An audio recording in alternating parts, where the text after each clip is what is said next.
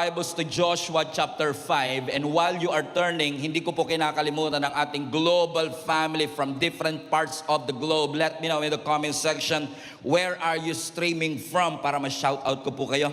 Let's open up our Bibles to Joshua chapter 5, verse 10 and 11 to 12. Everybody read now. While the Israelites were camped at Gilgal on the plains of Jericho, they celebrated Passover on the evening of the 14th day of the first month. Everybody read now. The very next day, they began to eat unleavened bread and roasted grain harvested from the land. Verse 12, no manna appeared on the day they first ate from the crops of the land, and it was never seen again. So from that time on, the Israelites ate from the crops of Canaan. No manna appeared because they ate the fruit, the crops of the promised land. Pinamagatan ko po ang mensaheng itong standing on a harvest. Sabi mo sa katabi mo, you are standing on a harvest. Context po ng Joshua chapter 5, ang nation of Israel po ay inalipin ng mga Ehipto sa loob ng 400 taon mahigit. At sa loob ng 430 years na sila po ay naging alipin, they just tried to survive day in and day out. Pag alipin ka kasi, wala kang karapatang magplano para sa sarili mo. Sinusunod lang nila kung ano ang order, kung ano ang instruction ng sumakop sa kanila. They cannot make their own appointment, they cannot make their own calendar. So in essence, ang nation of Israel under the oppression of the Egypt, wala po silang stability for 430 years.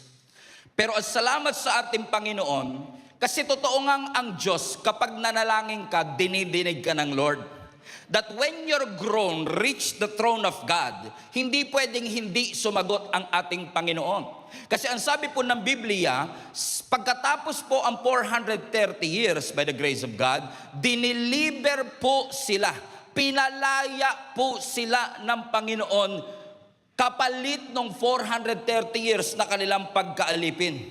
Pero nung lumaya sila, alam kong excited sila. Nung lumaya sila, alam kong mataas ang expectation nila, sapagkat ang sabi ng Panginoon, pag lumaya na kayo, dadalhin ko kayo sa lupang pangako. But to their surprise, everybody say surprise, imbis na promised land, ang naratnan nila, wilderness, disyerto, ilang. Akala nila, 11 days lang ang biyahe, pero yung 11 days, inabot ng 40 years. What a delay. 11 days lang, inabot siya ng 40 years, at doon sa wilderness, habang sila'y nag-aantay sa mga pangako ng Diyos, ang kanilang puso ay puno ng instability. Things were uncertain. Wala silang pagkain, wala silang guaranteed na inumin, wala silang guaranteed na sisilungan. In fact, wala silang accurate na estimated time of arrival. In other words, nandun sila sa disyerto, hindi nila alam, darating pa ba tayo? Makakarating pa ba tayo? Paano ba tayo makakarating? At kapag uncertain ang sitwasyon, napansin ho natin na dahil po doon sa disyerto walang pure gold, so, sa pure gold, always panalo, sila always talo. Okay. Dahil walang pure gold doon sa wilderness, walang KFC doon sa wilderness, yung baon nila naubos, at pag naubos ang baon, nagsimula silang magutom. And guess what? Mula noon hanggang ngayon, pareho ang epekto ng gutom sa tao. Noon kasi, nung nagutom sila, nagreklamo sila, ngayon ba yung katabi mo pag nagutom, ganun din? Hindi lang nagrereklamo, pastor, galit na galit, gustong manakit. O kapag nakaranas ng gutom, gustong manakit. Why? Because the whole community of the nation of Israel, they grumbled before the Lord, they complained before the Lord, and here comes the grace of our Lord Jesus Christ, as our Lord. Bakit? Nag-complain sila, nagreklamo sila, pero dininig ng Panginoon ang kanilang panalangin. Ang sabi ng Exodus chapter 16, verse 11, the Lord said to Moses, I have heard the grumbling, pagrereklamo, hinaing ng mga Israelites. Sabihin mo, sa Jesus is alive, Kamanaba.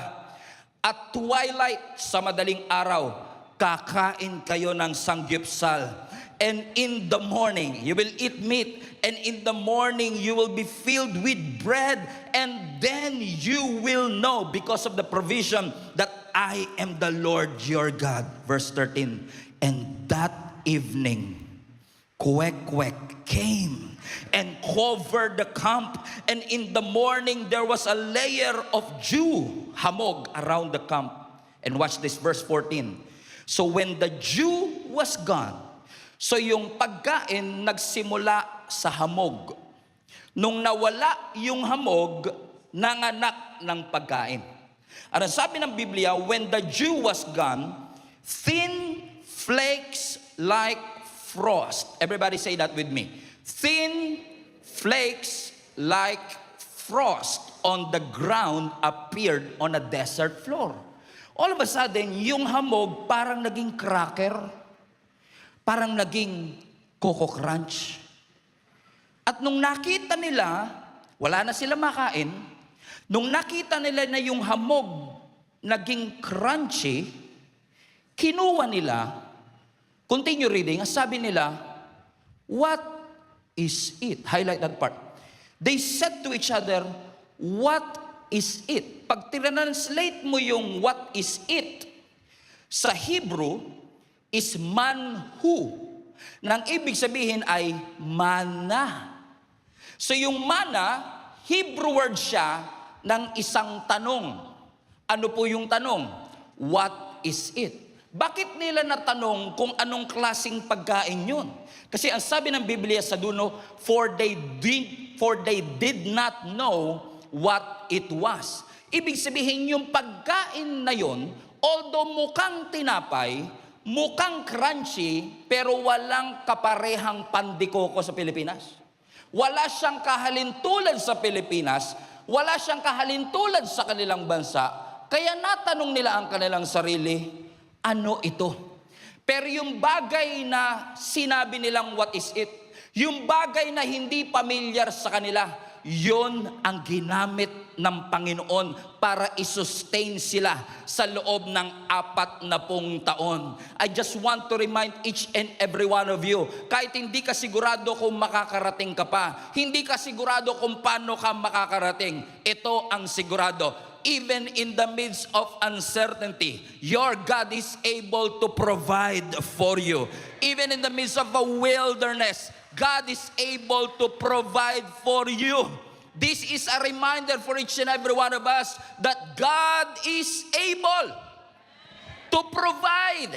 He is able to give you food even in the midst of uncertainty. And you know what? While I was rereading this text, I was reminded that this miracle na nagbigay ang Lord ng manna from heaven, ng tinapay from heaven, was no small miracle.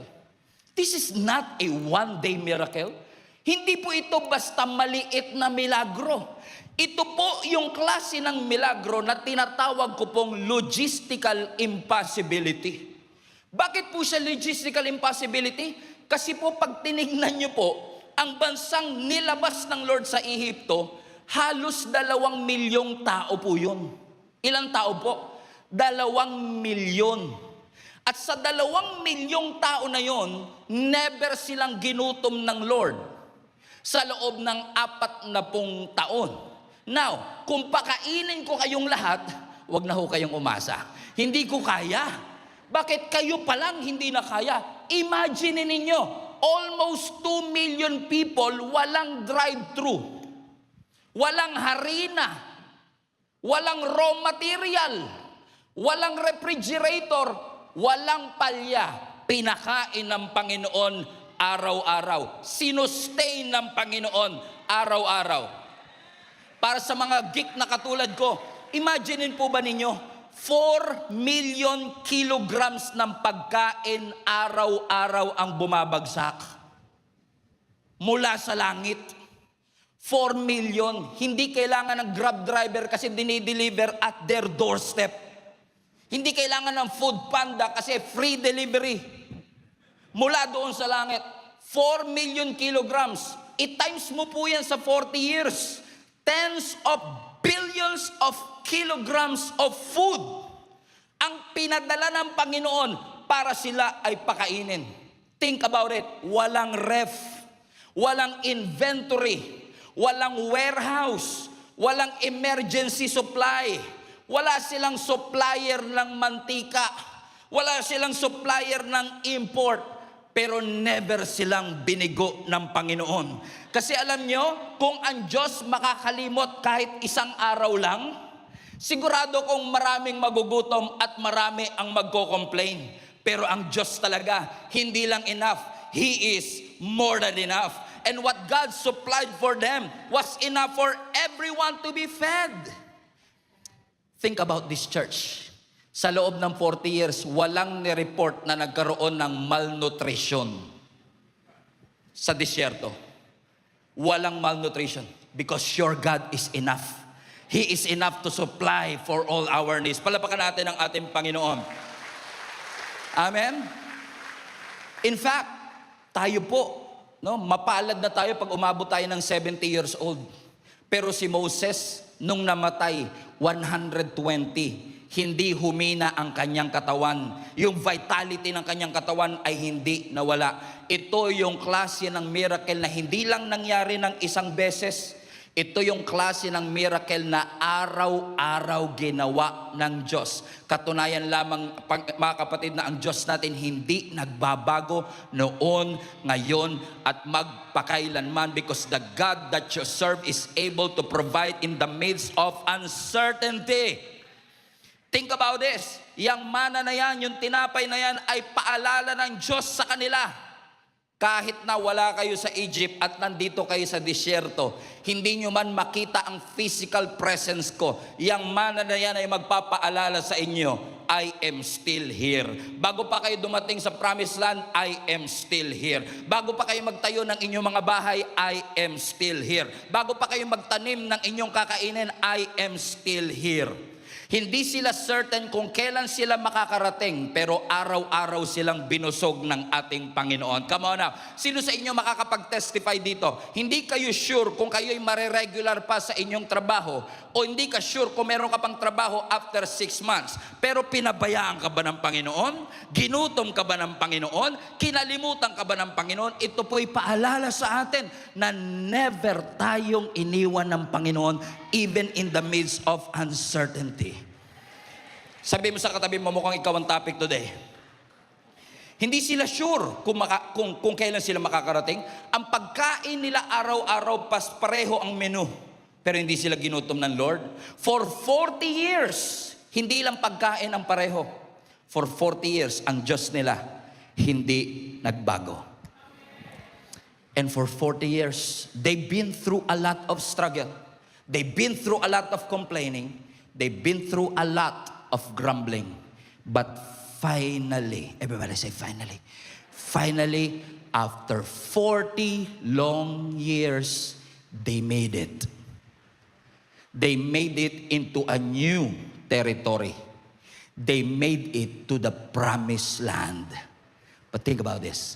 Ang sabi ng Biblia sa Joshua chapter 5, pagdating nila doon sa promised land, pagka-possess nila ng 500-year-old promise ng Lord kay Abraham, nung nakamtan na nila yung pinangako ng Diyos sa kanila. Ang sabi ng Biblia sa verse 10, nag-camp sila doon sa Gilgal on the plains of Jericho. They celebrated the Passover. Verse 11, the very next day, they began to eat unleavened bread, roasted grain harvested from the land. This is interesting. Verse 12, no, everybody read, no manna appeared. Teka lang, ano nga pala yung manna? Yun yung thin flakes like frost. Yun yung pagkain nila sa loob ng 40 years. Yun yung hamog na nagiging crunchy. So every day, mayroong pagkain. Free delivery. But for the first time after 40 years, paglabas nila ng tent, walang mana. In fact, sa New International Version, ang sabi ng verse 12, the manna stopped. Huminto ang mana. Ulitin ko, huminto ang mana. Did you get it? Okay. Huminto ang mana.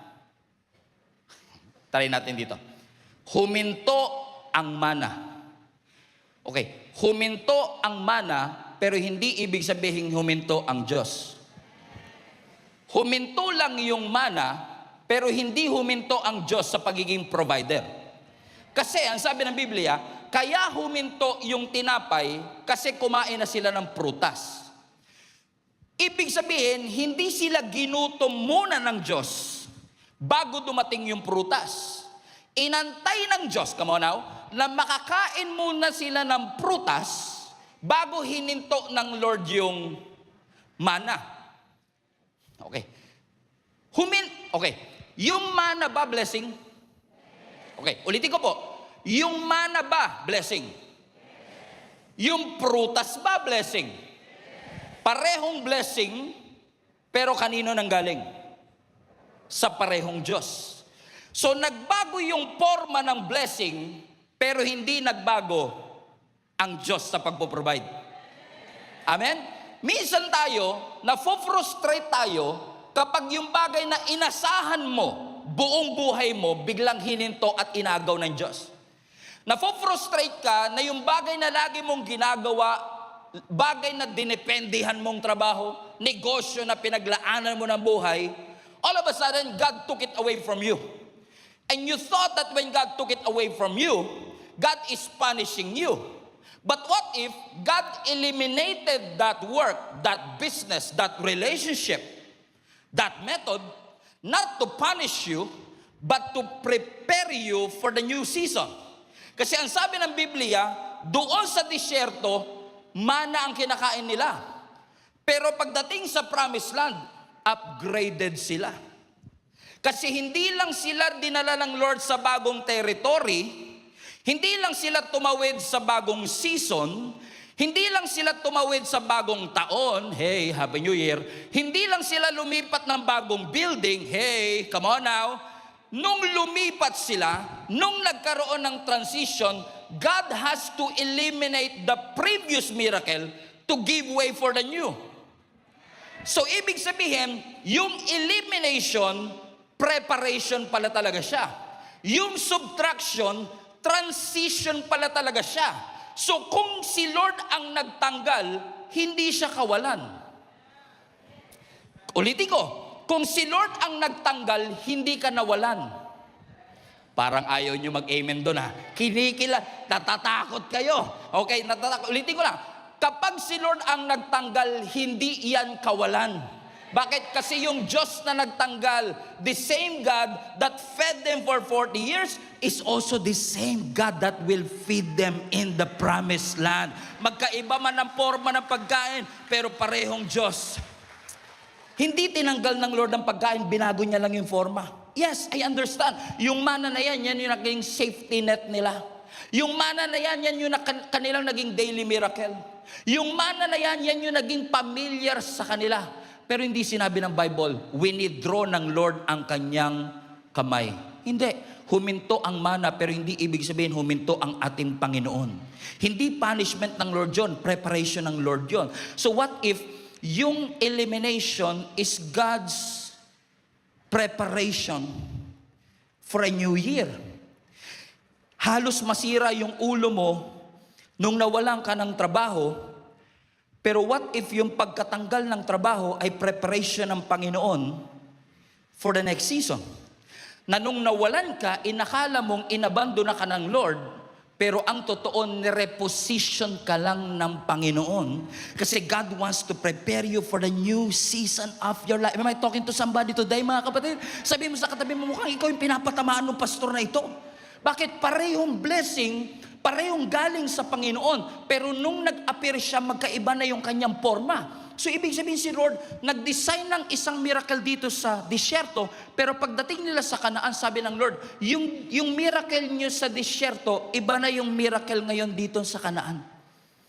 Iba na yung miracle nyo nung nagwa-wander kayo sa desert, pero iba na rin yung miracle nyo kapag na-claim nyo na ang mga pangako ng Diyos sa inyo. Hindi nyo ako maintindihan. Siguro mas maiintindihan nyo ako kapag ganito. Sino sa inyo makakapag-testify na yung paraan ng Lord ng pagsusustain sa'yo noong 2019 ay ibang-iba sa pagsusustain sa'yo ng Lord sa 2026? Sino sa inyo makakapag-testify? Yes! Amen? Pero di ba, minsan kailangang huminto, tanggalin, i-eliminate ng Lord yung ginamit niya noong 2019 to give way for a new thing that He is doing in 2026. Pero kapag lagi mong iniiyakan, masyado kang in love doon sa ginamit ng Lord ng 2019, nakalimutan mo na yata na masyado na tayong naging focus doon sa ginamit na paraan at nakalimutan natin na baguhin man ng Lord ang paraan, baguhin man ng Lord ang forma, pero hanggat kasama ko ang ating Panginoon. Come on now. Hindi ako pababayaan ng ating Panginoon. So iba yung pamamaraan niya, iba yung diskarte niya, pero ginamit ng Lord yun para mag-mature sila. Think about this church. I believe that's why this year is a year of stability, because God wants to grow your faith, to deepen your faith to the Lord. Kaya kung wala ka pang link up group, join a link up group. Kung hindi ka pa part ng growth track, be part of our growth track. Why? Because these trainings, these small groups is helping us to strengthen our roots. Think about this. Ang mana ginamit ng Lord para pakainin sila sa disyerto. Tama? Are you still with me? What if, pagdating nila ng promised land, hindi huminto yung mana? Tinuloy ng Lord yung mana. Pero may prutas din. May prutas, pero hindi hininto ng Lord yung mana. What would have happened? What could have happened is this. Kung patuloy na sinesend ng Lord yung mana, kahit nandun na sila sa promised land, kung saan excited actually sila, hindi lang sa lupa, kundi sa pinoproduce ng lupa. Kasi if you still remember, kung Bible reader po kayo, nung nagpadala sila Joshua at si Moses ng espiya, nagdala sila ng prutas galing sa promised land, come on, at dinala nila, sabi nila, here is its fruit. Na-excite sila dahil sa prutas, ngayon kakainin na nila yung prutas na pinangarap lang nila before. So what if, sa disyerto kumakain sila ng mana, pagdating nila sa promised land, may prutas, pero may mana pa rin. If God allowed that to happen, na meron pa rin mana, never silang matututong magtanim. Never silang matututo na mag-antay. Never silang matututong mag-cultivate. Naaasa lang sila na araw-araw may provision. Nakakalimutan nila na gusto silang i-develop ng Lord to cultivate. That sometimes God will eliminate something in you kasi pang-bata yun. Pang-immature yun. Merong bagong forma. May bagong forma. Okay. Sino sa inyo dati, nung kayo po ay bata pa, yung nanay natin ang lagi nating inaasahan sa lahat ng bagay. Paghihingi ka ng baon, ma, pengin baon. Pagkakakain ka, ma, ano ulam? Ma, kakain na ako. Pagka 2 years old yung nagsasabi nun, ma, I want to eat. Ang cute eh. Ang cute pakinggan na, ang galing nung anak ko magsabi ng, I want to eat. Inglesero pa yung anak ko talaga. Pero kapag 40 years old na yung anak mo, wala pang trabaho, come on now. Tas araw-araw, nandun sa bahay mo nakahiga sa sopa, nagko-computer, at pag napagod siya, ma, anong ulam? Ay, sigurado ko hindi ka makukyutan sa kanya. Maiinis ka sa kanya. Bakit mga kapatid? Kasi hindi na bagay sa kanya na sinusubuan pa. Kapag ba hindi mo siya pinakain, hindi mo na siya mahal? No. Gusto mo lang siyang i-empower, natindigan yung bagay na para sa kanya. Ganun ang ginawa ng Lord. Hindi ng Lord hinihinto yung mana kasi gusto kanyang parusahan. Kaya hininto ng Lord yan kasi gusto ng Lord matuto tayong magtanim. Na minsan ihihinto ng Lord na i-spoon feed tayo. Hindi dahil galit ang Lord sa atin, kundi gusto ng Lord na ikaw ay mag-mature. Yes, sa wilderness, araw-araw kang umaasa sa Diyos, pero sa Kanaan, ikaw na magtatanim. Sa wilderness, sabi mo, Lord, nagtitiwala ako sa iyo.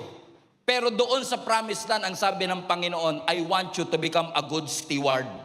Sa wilderness, ang Diyos ang nagpapadala ng pagkain. Pero dito sa promised land, binigyan niya tayo ng lupa.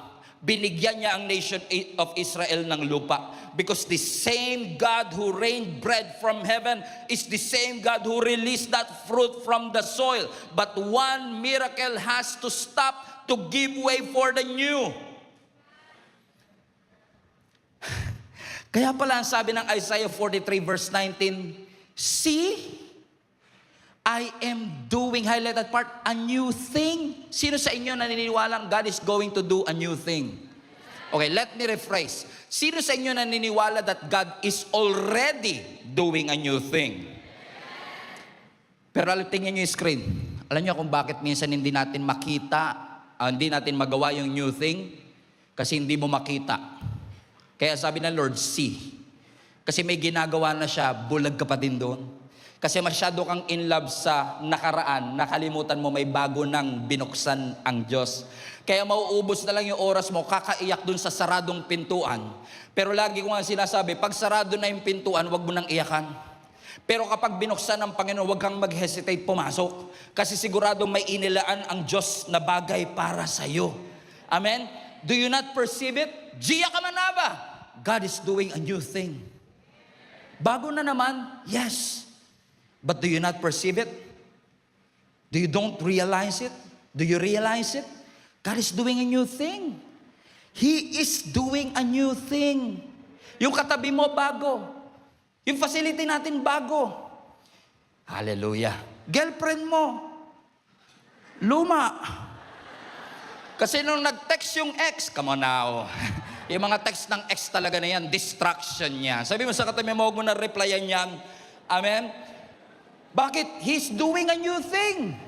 Because ang pag-ibig ng Lord sa atin, ano man ang season, hindi nagbabago. Ang pag-ibig natin, ang ng Lord sa atin, ano man ang season, hindi mauubos. Hindi huminto ang mana kasi wala nang supply sa langit. Sinabi ng langit, sorry, wala na akong mapapadala. No, huminto ang mana intentionally. God can still provide, but He chose to withdraw it because God wants to upgrade us into a new diet. Amen? Kaya pala sabi ng Lamentations chapter 3, the steadfast love of the Lord, it never stops. But His mercy, they will come, never come to an end. Wow. Sino sa inyo naniniwala mahal kayo ng Panginoon? Pero katulad ng relationship, naniniwala ba kayo ang love natin nagmamature? Alam nyo, lagi ko ito sinasabi pag nagkakasal ako. Pagka meron akong kinakasal at 3 buwan pa lang silang kasal at nakita mong sweet sila, walang nagtataka. Walang nagtataka, ba't ang sweet nyo? Walang nagtataka. Kasi dahil bago pa sila, expected mong sweet sila. Correct? Pero pag 35 years ng kasal, tapos sweet pa din, yun, magtataka ka talaga. Anong sikreto nyo? Kasi di ba minsan sinasabi nga natin, may mga mag-asawa, minsan kami ni Jenny, sasabihin namin, ganyan din tayo dati, no? Magtitigal lang ng kote. Oh. Di ba alam na lahat ng mga may asawa yan eh. Di ba alam na lahat ng mga magjowa yan na 5 years na kayo. Alam niyo yun, di ba? Iba yung, kasi dati, ang interpretation mo, pag mahal kayong kiniliti ka, oh, parang feel mong mahal na mahal kapag kinikiliti ka. Feel mong mahal na mahal ka kapag tinext ka ng, kumain na you. Di ba? Parang uy, ang sarap naman nun. Kasi feeling mo, nung nagsisimula kayo, parang yung chemistry, grabe. Parang ramdam na ramdam mo yung pagmamahal, compatible na compatible kayo. Alam niyo yung, makita mo pa lang yung picture niya, tumataas na balahibo mo eh. Kala mo, Halloween, uy, grabe, nakakatakot. Kasi iba talaga. Alam mo, pansinin mo yung mga bago talaga. Ay grabe, naalala ko kami ni Jenny, panahon ng Sun Cellular kami. Hindi nyo na naabot yung Sun Cellular? Nung mahina pa signal ng Sun Cellular, nakaganon ako sa bintana, makahanap lang ng signal. Willing mangawit para sa iyong minamahal. Pero, porke ba't hindi na ako nakaganon ngayon, hindi ko na mahal si Jenny? No. Mahal mo pa rin, nag-mature lang yung pag-ibig. Kasi, sa totoong realidad ng pag-ibig, importante na yung communication. Ang mas importante, faithfulness. Ang mas importante, dedication. Sacrifice. Amen? So, hindi porket, hindi mo na makita, dati, pinagbubuksan pa ako ng pinto nito Ngayon, sinasara na yung pinto sa harapan ko Mahal ka pa rin siguro niyan. Ewan ko lang, not sure. Tanong mo kay Lord para sure. Amen? Hindi nawala yung pag-ibig. Madalas lang nag-mature yung pag-ibig. Kasi kung lagi ka lang mag-aantay ng paro-paro dito sa iyong tiyan, may butterfly in my stomach. Kung lagi ka mag-aantay ng butterfly in your stomach para lang masabi mo na mahal ka talaga ng tao, baka makalimutan mo at mamiss mong pasalamatan yung blessing na faithful pa rin siya sa'yo. Hindi ka niya niloko, hindi ka niya iniwan, hindi ka niya pinabayaan. Oh. Sabihin mo sa katabi mo, I love you. Hindi. Bakit? Nagbago ng forma, pero ang Diyos nanatiling tapat noon, ngayon at magpakailanman. Bakit hindi porket nagbago ng pamamaraan, nagbago na rin ang ating Panginoon? Naniniwala ba kayo that if God did it before, He can still do it again? Yes. But most of the time, He doesn't do it the same way. He will do it again. But most of the time, not the same way. Do you remember a story nung mga bulag na pinagaling ni Jesus sa Gospels? In fact, I can cite to you 3 blind men na pinagaling ng ating Panginoon nung siya po ay tao pa dito sa earth. You still remember sa Luke chapter 16, kung saan merong isang bulag na lalaki na nung narinig niya na si Jesus ay dumadaan, sumigaw siya, sabi niya, Jesus, Son of David, have mercy on me. Pero pinahinto siya ng mga disciple at sinabi sa kanya, humito ka, shut your mouth. But he shouted even more, Jesus, Son of David, have mercy on me. Nung narinig siya ng ating Panginoong Jesus, Jesus stopped sa kanyang paglalakad. Huminto ang ating Panginoon. Just think about it. The God who spoke the universe into existence, He stopped for a blind beggar. And if God can stop for a blind beggar, He can surely stop for you. Ang sabi ni Lord, what do you want for me to do to you? Anong gusto mong gawin ko sa iyo? Sabi niya, Lord, gusto ko pong makakita. Look at verse 42. Jesus said, verse 42, anak, Luke 16. Sabi ng verse 42, Jesus said, receive your sight. Receive your sight for your faith. Receive. Ano daw sinabi ni Jesus Christ? Pakisabi po, pakilakas, highlight that part. Receive. So nagsalita si Lord. At sinabi ng Lord, tanggapin mo. For your faith has healed you. What happened next? Verse 43, immediately. Oh, pagkasabi ng Lord, receive your sight, immediately, he was healed. Sino sa inyo gusto yung ganyang klase ng blessing? Yung pag sinabi ng Lord, nanalangin ka, nandyan kagad ang sagot ng Panginoon. Kasi ang Diyos natin is a God of immediately. Our God is a God of suddenly. That suddenly, you got pregnant. Immediately, you have that promotion. Come on now. Amen? Sino sa inyo naniniwala, hindi man nagawa ng ilang taon, your God is able to accelerate things and immediately you have it. That when you rely on the Word of God, when He said, receive your sight, immediately, everybody say immediately, he was healed. Pero may kilala rin ako na isang bulag Sa John chapter 9 naman, hindi immediately nangyari sa kanya. Kasi itong bulag na ito, lumapit din kay Jesus Christ, humihingi din ng kagalingan, but for some strange, slightly yucky reason, ang sabi ng Biblia, sa John chapter 9 verse 6, nung humihingi ng kagalingan yung contestant number 2, pangalawa na ito ang sabi ng Bible, after saying this, highlight this part, Jesus spit on the ground, made some mud, everybody say, ew, with the saliva, saliva ng creator of the universe, okay na rin. And put it on man's eye. Teka lang, yung isang bulag, walang putik, walang dura. Pwede bang gawin uli ni Jesus yon? Receive your sight. Pwede naman Ba't may putik pa? Bakit kailangan pang putikan? Ba't kailangan pang magkaroon ng saliva?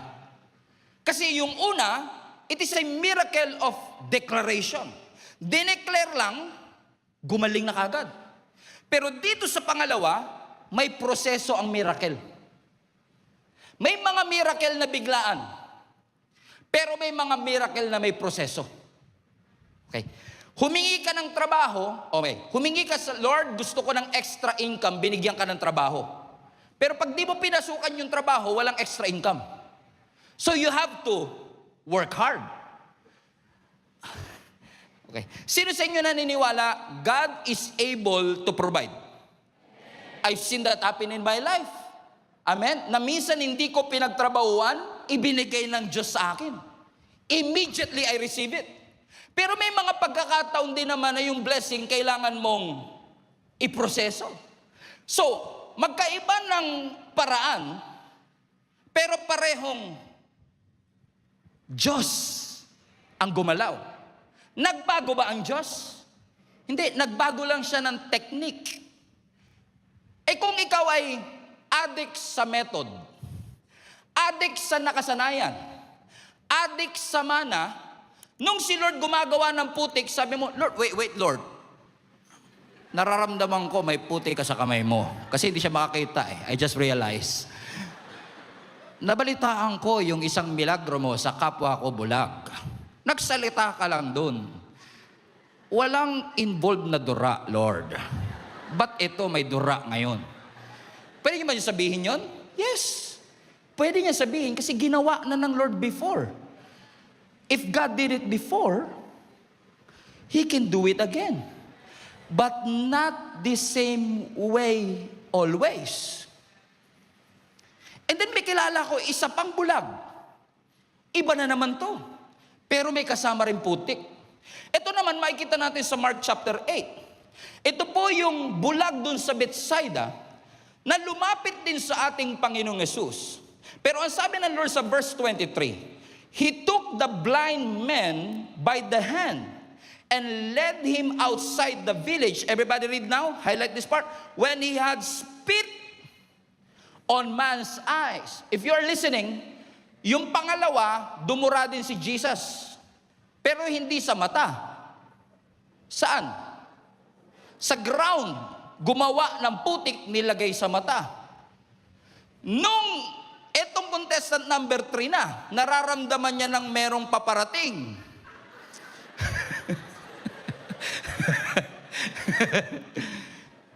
Lord, ano yan? Naalala ko dun sa nakaraan dun po yun sa baba. Hindi po sa taas. May involved na saliva, gross, pero teka lang, it was directly sa kanyang mata. Tignan nyo sumunod. And put his hands on him. Wala yan dun sa kanakaraan. And Jesus asked, do you see anything? Wala. And look at what happened. Verse 24. He looked up and he said, everybody read now, I see people and they look like trees walking around. So nakakita siya, pero malabo. So ano ginawa ni Lord? Verse 25, highlight this part. Once more, Jesus put his hands on the man's eyes, then his eyes were opened, and his sight was restored, and he saw everything clearly. Doon sa pangalawang contestant, nung nilagay yung putik, gumaling agad. Dito sa pangatlo, nung nilagay yung dura, may nakikita ka na, labo, Lord. Pero nakakakita po ako ng mga tao parang puno. Tinakpan uli ni Lord, nakakakita ka na, yes Lord, nakakakita na ako. So papansin nyo, yung isa instant, yung isa may proseso, yung isa progressive. Iba-iba yung method, pero pare-parehong Diyos. Paano kung in love ka sa method? In love ka sa sabi mo, Lord, nakita ko yung ginawa mo sa co-office mate ko. Gusto ko gawin mo rin yun sa akin. Mamimiss mo ang Diyos kapag nakatali ka sa miracle na ginawa ng Diyos sa ibang tao. Kasi may unique na blessing, may unique na pamamaraan, may unique na method ang Panginoon sa bawat isa sa atin. God is able to heal instantly. God is able to heal using the process, but God is also able to heal progressively. Hindi lahat ng miracle biglaan, hindi lahat ng miracle pare-pareho. Because kung si Jesus, pinapagaling niya ang lahat ng tao sa pare-parehong pamamaraan, baka ang sinasamba na natin yung pamamaraan at hindi na yung Diyos na nagpapagaling. Tingnan niyo po tayo mga Pilipino, dahil nakita nila si Katasyo nagpagaling, lahat nagpuntahan kay Katasyo. Nakita nila yung puno, may itsura, parang si Jesus yun. Lahat nagpilahan doon. Yung isang taon nakakita ng hollow blocks, parang si Jesus to Lahat nagpilahan na doon, nilagyan na ng kandila. Tumingin, kumain ng cheese bread, si Jesus to Nangungusap ka nga, Panginoon. Kung masyado tayong in love sa pamamaraan, mamimiss natin na ang Diyos natin, He moves in a mysterious ways. Nakakaiba ang pamamaraan ng Lord ng pagpo-provide. Kaya wag mong kainggitan kung paanong pinagpala ang iba. Kasi merong pamamaraan ng Diyos sa iyo. Maaaring sila through mana, ikaw through fruit, iba ang forma, pero parehong Diyos. Ang Diyos natin hindi nakabound sa isang template. Na hindi porket ganito ang filter, ganito ang blessing, ganito ang miracle, ganito na lahat sa lahat ng tao. No. God is not bound by one formula. Kasi kapag ang Diyos bound ng isang formula, yung pananampalataya natin, mechanical na lang. Paano ginawa sa iba? Baka ganun din ang gawin sa akin. Ang Diyos po natin hindi ATM. Na kapag pinindot mo ang tamang combination, may lalabas na pera. Minsan ang provision hindi darating bigla. Minsan may provision na 10 years darating. Minsan may provision na kailangan mong paghirapan at pagsikapan. But either way, gumaling ka man sa pamamagitan ng prayer o gumaling ka man sa pamamagitan ng doktor, parehong Diyos ang nagpapagaling. Kasi ang doktor, they can cure. But your God is only the one who can heal you, who will provide for you, and will protect you. Nagbabago ng Diyos, ang Diyos ng method. Mana sa disyerto, prutas doon sa promised land. Pero parehong Diyos ang kanilang napansin. Minsan babaguhin ng Lord ang method, pero ang mission pareho pa rin. The mission of this church, ever since day one, hindi pa ako nandito noon, I believe is the same mission na pinapagawa ng Panginoon sa atin, to go, to bear fruit, and to have our fruits remain. So I don't know who is this for.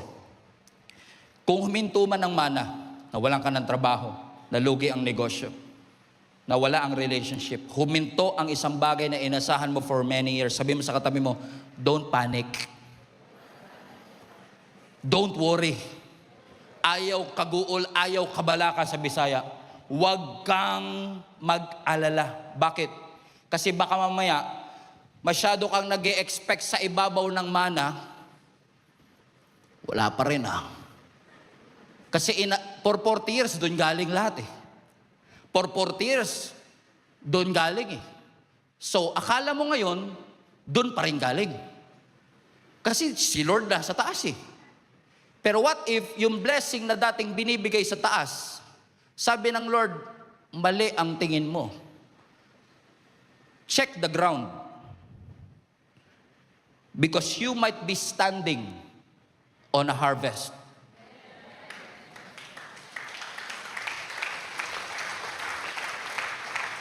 Ang mana galing doon. Ang prutas galing dito. Pero parehong Diyos ang nag-provide. So I want to encourage our global family. Check the ground. Baka mamaya inaasahan mo, tingin ka ng tingin, linga ka ng linga sa iba't ibang pintuan. Iba't ibang bansa. Ma-approve lang yung visa mo. Ginawa mo lahat, nangutang ka kahit kani-kanino. Ma-approve lang yung visa na yan, makapagtrabaho sa ibang bansa. Kasi inaasahan mo, dito galing sa ibang bansa ang promotion. Dito galing sa ibang bansa ang financial breakthrough. Pero sabi ng Lord, kakatingin mo dyan, mapapahama ka. Tapos na si Lord dyan. Check your ground. Baka sa trabaho mo, doon ka pagpapalain ni Lord. Baka dyan sa business mo ngayon, yan ang gagamitin ng Lord. Baka yung relationships in your life ang gagamitin ng Lord to bring you closer to Him. Kung lagi ka naghahanap ng iba, wala bang iba? Makakalimutan nating ipagpasalamat yung mga bagay na nandun na pala tinutungtungan na natin. And I'm saying this to you not just prophetically, realistically. Because I am literally standing on a harvest. Harvest na hindi lang ako ang nanalangin. Harvest na hindi lang ako ang nag-sacrifice. Harvest na hindi lang ako ang nag-alay ng buhay. Napakarami pong tao ang nag-alay ng buhay, ng dugo, ng iyak, ng tulog para po mangyari ang nangyari po sa atin ngayon. But thanks be to God, parehong Diyos na nandoon. Hindi man nila iyon nakita ngayon. Pero gusto kong ipaalala sa inyo that all of us are harvest that the previous Christians, leaders, and volunteers have been praying for. Don't think for a moment it was our skills, it was our ability. No, my friend, it is the Lord in the first place, because the same God that fed them, the same God that protected them, the same God that sustained them is the same God that is sustaining us today, healing us today, protecting us today, providing for each and every one of us. Check your ground. Baka mamaya, nakatayo ka na pala doon sa prayer request mo dati, hindi mo na naipagpasalamat. You are already standing on that harvest. Houses that you did not build. Wells that you did not dig. Vineyards that you did not plant. Dinatnan nila, finish work na. Pagdating nila sa promised land, i-harvest na lang nila. Hallelujah. Wow. Kasi ang Lord natin is a God of the finished work. Katulad ng mga nag-i-expect na manganganak in the next few months. Wala pa yung anak ninyo, nauna pa yung kuna, crib, kesa sa bata. Nauna pa yung damit kesa sa bata. Bakit? Ayaw mo naman, nung anak ka na, tsaka ka palang bibili ng kuna.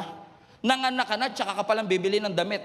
So yung bata, literal, paglabas niya sa mundo, nakahanda na lahat. Hindi na siya bibili ng garta sa 7-Eleven. Hindi na siya ang magpupunta sa supermarket ng Pure Gold para bumili ng kanyang mga pangangailangan. Bakit? Always panalo eh. Bakit mga kapatid? Literal siyang darating sa isang finished work. I believe this is a great analogy, a great picture of what God has prepared for you. Wala ka pang mata, nakita na ng Diyos ang iyong sitwasyon. Wala ka pang kakayanang makakita, nakita na ng Lord kung gaano tayo karumi, kalayo. Hindi natin kayang abutin ng Diyos, pero Diyos mismo ang umabot sa atin. Ang mga Israelites doon sa wilderness, pray sila ng pray, Lord, sustain us, Lord, sustain us, Lord, sustain us. Pero now that we are on a new season, now that we are on a new chapter, now that we have transitioned into a new year, our prayer might have changed. Dati, Lord, sustain me. Lord, heal me. Lord, provide for me. Now that God healed you, now that God promoted you, now that God blessed you, Lord, give me wisdom to handle the resource that you have entrusted to me. I believe that this is not just a year of harvest. This is also a year of wisdom. Kasi ang sabi nga ng Proverbs, wisdom is the principal thing You need it. We need it. So that when we face this 2026, a year of stability, stability will only happen if we are able to hold on to Him who kept us alive. Kung nakakapit ka sa mana for so many years, sabi ng Lord, wag niyong kapitan yung mana na yan. Yes, binuhay kayo niyan sa 40 years, pero hindi kayo magiging bansa kung yan lagi ang kinakain ninyo. You need to learn how to build, you need to learn how to farm, you need to learn how to plant. Because marami sa kanila walang background sa agriculture. This was new to them. But this new thing is the thing that God promised to Abraham 500 years ago. And they were literally standing on a harvest and they don't know it yet. That's why I want to encourage the church. Open your eyes. God is doing a new thing. Don't just look up, look down. Check your ground. The harvest is literally under our feet. We just have to treasure it. Give me an eyes, Lord, para makita ko yung mga blessing na nilagay mo na.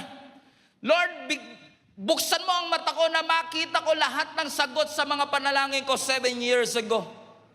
Because ang pinangako ng Lord sa Israel, promised land, hindi promised bread. Ang pangako, hindi yung tinapay.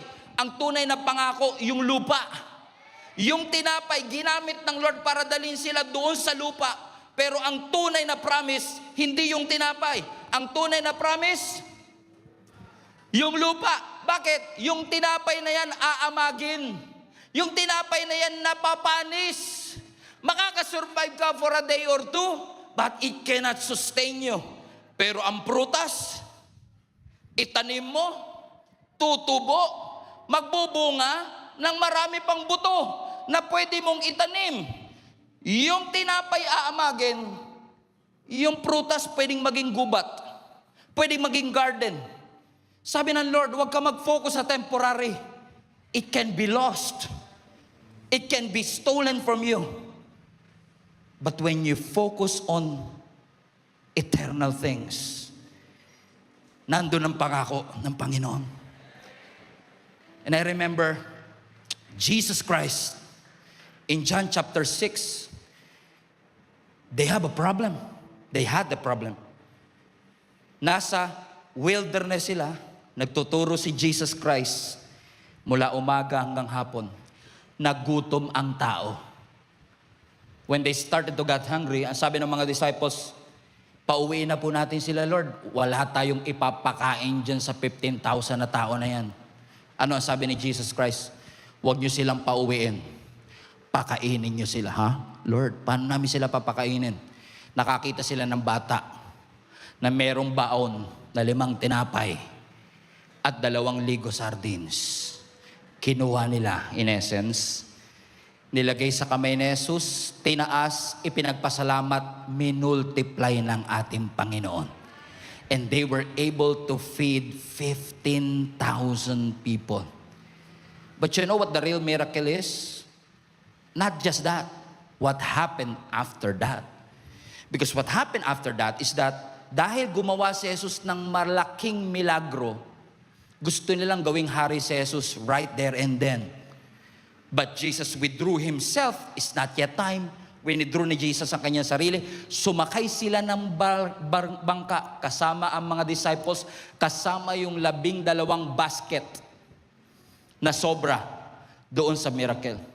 Pagdating nila doon sa Sea of Galilee, naka-encounter sila ng bagyo. To cut the long story short, nakatawid sila sa bagong island. Bagong season. Bagong taon. Bagong building. And guess what happened? Yung mga gustong gawin si Jesus na hari doon sa kabilang isla, naglakad at tumakbo. Naunahan pa si Jesus. Nandun na. Nag-aabang sa kabilang isla. Pero they are not waiting for Jesus. They are waiting for His miracle. Kasi ang sabi ng Biblia, Lord, gumawa ka pa po uli ng milagro.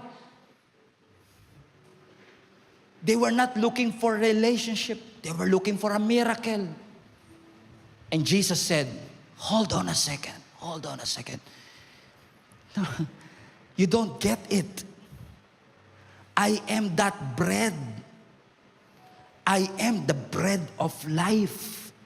What Jesus was trying to say, yung tinapay na yon na kinain nyo, lalabas yan mamaya sa likod nyo. Pero ito, na bread of life, ito ang pang-eternal. So kung nakafocus ka, miracle, miracle, miracle, makakalimutan mo si Jesus na bread of life. Makakalimutan mo na ang Diyos ang nag-provide ng iyong pangangailangan. Church, I want you to wake up and realize this is never about the building, never about the blessing, never about the brand new year. It's all about His presence. It's all about your God. It's all about the Lord. So hindi, salamat 2026, salamat bagong trabaho, salamat sa boss ko mabait, salamat sa maraming pera ko, salamat talaga dyan, sana all. Pero ang pinakamagandang ipagpasalamat, salamat meron akong Diyos na nagpo-provide. Salamat meron akong Diyos na nagpapagaling. Salamat meron Diyos na nag-iingat sa akin. Salamat, Panginoon. Pwede ba tayong tumayo lahat? Pwede ba tayong sumigaw in 3 seconds? Everybody shout, salamat, Panginoon. Raise up your hands. Thank God for the things that He has done in your life. The ways that He has made, the doors that He has opened, the sickness that He has healed. Salamat, Panginoon.